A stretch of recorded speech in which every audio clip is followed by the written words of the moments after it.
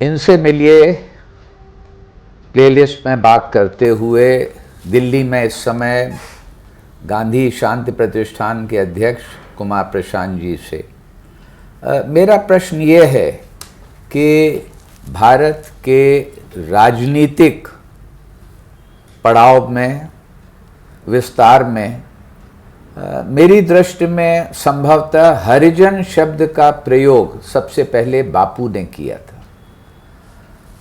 तो क्या आप ये स्पष्ट करना चाहेंगे कि यह शब्द उन्होंने कब और किस दृष्टि से बनाया और प्रयोग किया?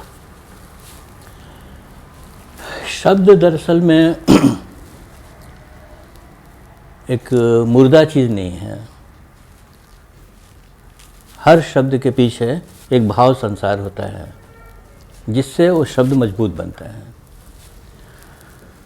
इसलिए शब्दों का इस्तेमाल वो लोग बहुत सावधानी से करते हैं जो शब्दों के द्वारा अपना एक संसार खड़ा करते हैं। तो गांधी जी के पास भी शब्दों की, भाषा के इस्तेमाल की बहुत सावधानी आपको दिखेगी।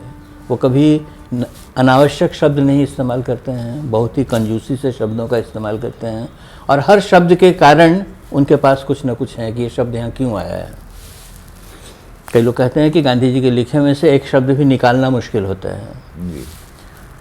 तो शब्द जो हैं वो जिस संसार को रचते हैं उसको पहले हम लोगों को समझना चाहिए।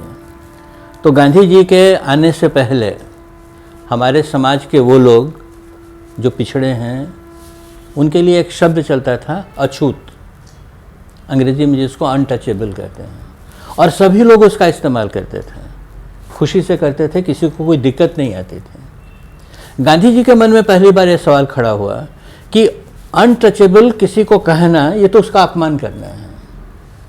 किसी को हम कहने ये अछूत है, इसको छूना नहीं चाहिए।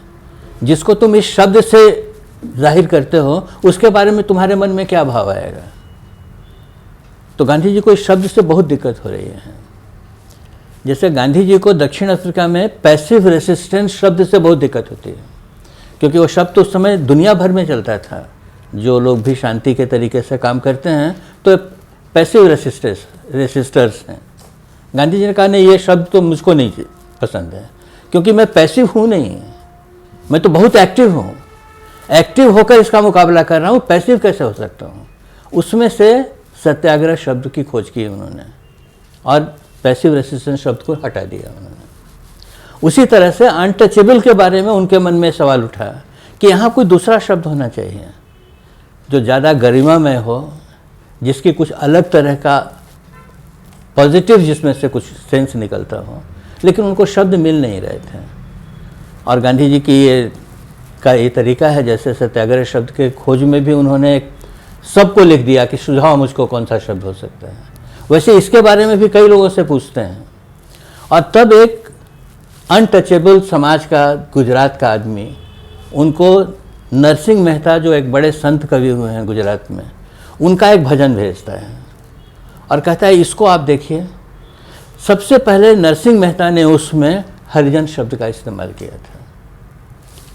वहाँ से गांधी जी ने हरिजन शब्द लिया। ये गांधी जी का बनाया हुआ शब्द नहीं है, एक संत पुरुष का अपनी प्रार्थना में लिखा हुआ शब्द है, जिसको गांधी जी ने लिया और कहा कि हरिजन का मतलब यह है कि वो आदमी जिसका देखने वाला भगवान के अलावा कोई नहीं है, जिसका भगवान के अलावा किसी पर भी विश्वास नहीं हो सकता है, जिसको बचाने का काम भगवान के अलावा समाज में कोई नहीं करता है, उसको हरिजन कहते हैं। इसीलिए उन्होंने अनटचेबल शब्द को हटा दिया और उसकी जगह हरिजन शब्द को इसका इस्तेमाल किया और उसकी व्याख्या की कि जिसका ईश्वर के अलावा कोई आधार नहीं है उसको हरिजन कहते हैं। साथ में ये भी जोड़ दिया हम सब लोगों को हरिजन बनना है। ये हरिजन जो है ये दुरावस्था नहीं है, उच्चावस्था है। ईश्वर के अलावा किसी का अस्तित्व नहीं मानते हैं। तो मैं भी इसी साधना में लगा हुआ हूँ कि मैं कैसे हरिजन बनूं। इस जगह पर उन्होंने हरिजन शब्द को रखा। एकदम आप नज़दीक का इतिहास अगर देखेंगे तो जो डाकू लोग हैं, डाकुओं की समस्या बहुत बड़ी रही है हमारे यहाँ। डाकू शब्द खूब चला हुआ था। जयप्रकाश नारायण को लगा कि नहीं, ये शब्द अच्छा नहीं है। किसी को डाकू डाकू कहोगे तो सुधरेगा क्या, वो तो डाकू ही हो जाएगा। जब डाकुओं ने के आत्मसमर्पण का काम उन्होंने शुरू किया तो उन्होंने कहा भाई इसका कुछ शब्द बदलना चाहिए, और फिर उन्होंने ही एक शब्द इस्तेमाल शुरू किया, बागी करना शुरू किया। ये बागी लोग हैं, इन्होंने रिवोल्ट किया है, समाज के बहुत सारे स्टैंडर्ड्स जो बने हुए हैं उसको रिवोल्ट किया है इन्होंने, समाज के बाहर चले गए हैं। इनको वापस लाना है, अपने फोल्ड में वापस लाना है, समाज में वापस लाना है। वो एक लंबी कहानी है, उसकी बात तो कभी करेंगे, लेकिन इन शब्दों के पीछे का जो संसार है उसको समझने की ज़रूरत है। आज जो चलती है शब्द, जिसके बाद दलित दलित कहते हैं और बड़े खुश होते हैं, इसका मतलब हुआ कि वो दलित ज़िंदगी भर दलित ही रहने वाले हैं, उनके निकलने का कोई रास्ता नहीं है। वो बड़ी जगह पर भी पहुंच जाएंगे तो गर्व से कहते हैं हम तो दलित हैं। दलित ही रहोगे या कभी मनुष्य भी बनोगे? मनुष्य बनने की जो दरवाज़ा खुलता है, गांधी जी ने हरिजन शब्द से वो दरवाज़ा खोलने की कोशिश की थी। इस दृष्टि से इसको देखना चाहिए। बहुत ही शानदार, धन्यवाद कुमार प्रशांत जी, जिस तरह से आपने इसकी व्याख्या की और स्पष्टीकरण किया, शुक्रिया।